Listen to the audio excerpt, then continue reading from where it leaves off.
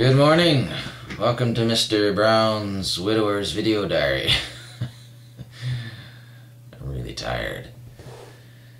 It's 6 in the morning. Well, it's actually nearly 7. I got up on a Saturday. I got up a little bit early today. Couldn't really sleep. And it's been a while since I did an entry, so I thought I'd try another one. And just been thinking back over the past 3 years. In a few weeks, it'll be the 3-year mark since Ruth died, and was just thinking about how things have been going. Particularly my love life. Woohoo! Very strange. Probably a couple months after my wife died, I became aware of a young lady who seemed interested in me. Which was absurd to me because I was in no place to have a relationship with anybody. I was in full grief mode, and she seemed nice, lovely smile, but I wasn't interested and didn't feel obligated to reciprocate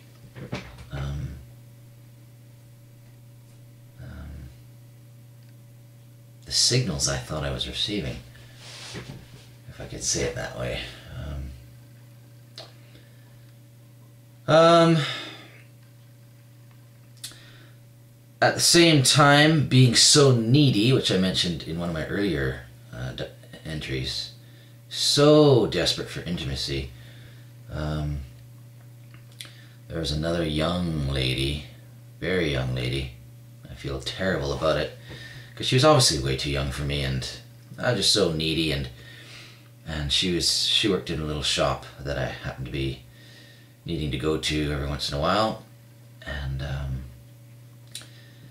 I actually saw her the other day, walk past. I didn't get a chance to speak to her, but yeah, being so needy, I thought, oh, let's try to make something happen. Oh, it was ridiculous. And I kind of forced my way into asking if I could spend some time with her. It was just so bad. It was so awkward. I knew it wasn't the right thing to do, but I pushed my way through and did it anyway, and it was so stupid. And ever since then, whenever I see her, it's just been awkward and uncomfortable. I feel just terrible, and I just hope she forgives me. And then there's another young lady, I'm being very vague here, another young lady who I misread signals and,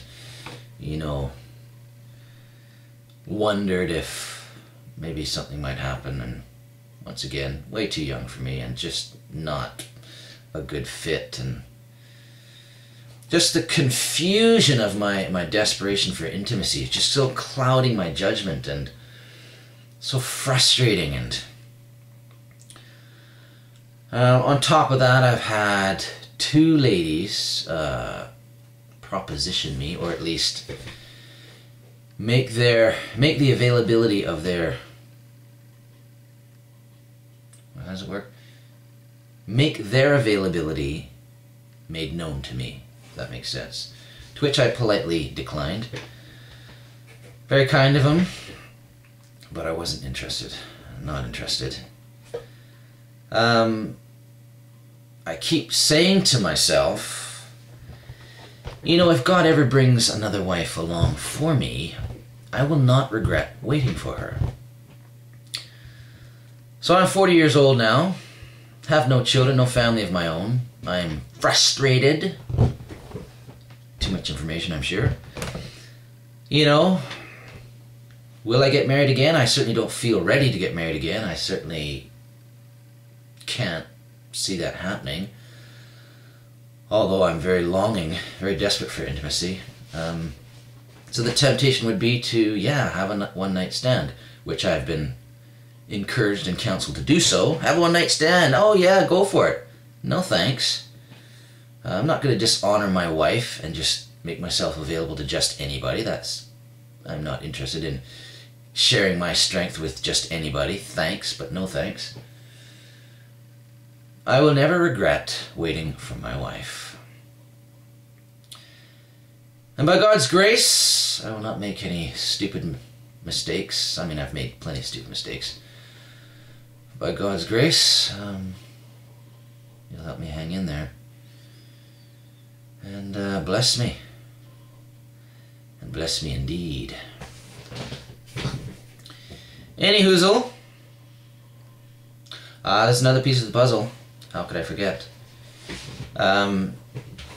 Joined Christian Mingle on the website there.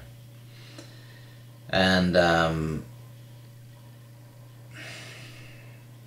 always refused to become a member, to pay to these kind of sites. I only just browsed through just to see who was there. And but one Sunday evening I felt, you know what, go ahead and just become a member, register for a few months. And I thought, that's bizarre, why should I bother? You know, that's not, just didn't seem, it's not what I wanted to do.